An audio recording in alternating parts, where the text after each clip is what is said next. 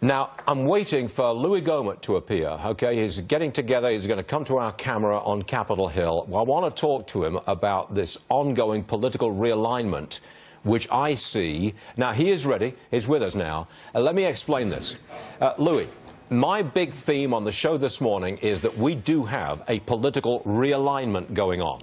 The president is encouraging support from Democrats, bringing together the center to get something done. My position is, go for it, Mr. President. Your position has to be, this is all wrong. You're not, but it is. You don't like this because you're not going to get the health care reform and certainly not the tax cuts that you want. But my position is, you don't have the votes, Louie. You don't have the votes. No, You're making an argument that I'm not making, Stuart. Okay, sorry. First of all, if the president hadn't used this new alignment, as you're talking about, to get the debt ceiling, to get the short-term CR, then we would be haggling about the debt ceiling for the next 2 or 3 weeks. And September 30th is a very hard date.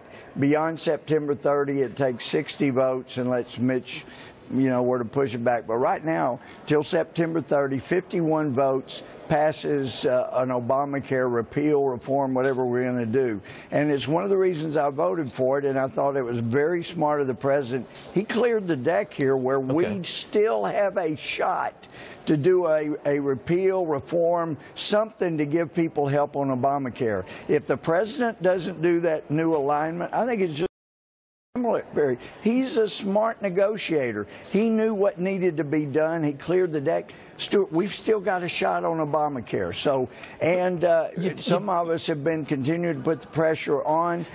Paul Ryan tells me, Louie, we've been working behind the scenes to put as much pressure. I said, we got to go in front of the scenes. We got to put the pressure. We got 2 weeks. We got to get that done. If the president doesn't do this deal with Pelosi and Schumer, we don't have a shot. And then on tax reform, that's still in the works. We've still got to make that happen. You don't have the votes. You do not have. I don't know. You're the politician. I don't know. We got to do that. Do you have the votes? Do you have the votes in the House and the Senate? Does Congress, can the GOP produce the votes for an across-the-board tax cut that would really stimulate this economy? I don't think you got the votes. We do. We just got to get to an agreement on the actual deal. But we have the votes. We just have got to get the nuts and bolts in the bill so we can get it passed. But yes, we do.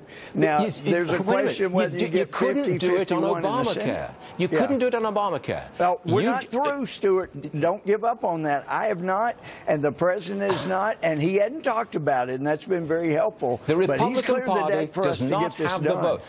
Do you think you can get Senator Susan Collins to agree to the immediate repeal of Obamacare and replace it with an extension of Medicaid? Murkowski has got to know how important it is that she get on board for the sake of the party, or she, I think, will be in a minority party within 2 years. So I think we're not done yet. And it's due to the president's ability as the best deal maker in town. So, well, look, I'm not giving up. We've got a shot at the Obamacare. We've got to give people that help. And on tax reform, yes, we got the votes in the House, and we just got to put the squeeze on to get the votes in. Well, that's what the president is saying, isn't it? The president is saying, look, GOP, come to me with a deal that you can pass in the House and the Senate, and I'm all for it. And if you can't do that, I'm going with the Democrats. I'm going to get the support wherever I can. And at this moment, I don't think you got the votes for that tax cut deal that you want. That's my position. You're not going to get them for the Democrats because they're not for tax cuts. Oh, some of them would be. Some of them would be in favor of a lower corporate tax rate and a big deduction cut for wealthy people. They love that.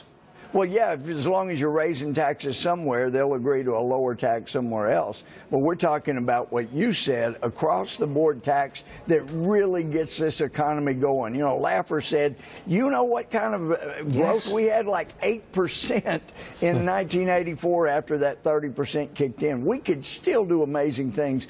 But it's going to end up with Republicans having to do it, and we can do this, Stuart. We can, but we couldn't do it if we didn't have an incredible negotiator, deal maker, big picture guy like Donald Trump in the White House. Wouldn't happen. Congressman, Wouldn't happen. It's always a pleasure, even if we vigorously disagree. Don't give up on us. Don't give up. I never will do that. We're not done yet.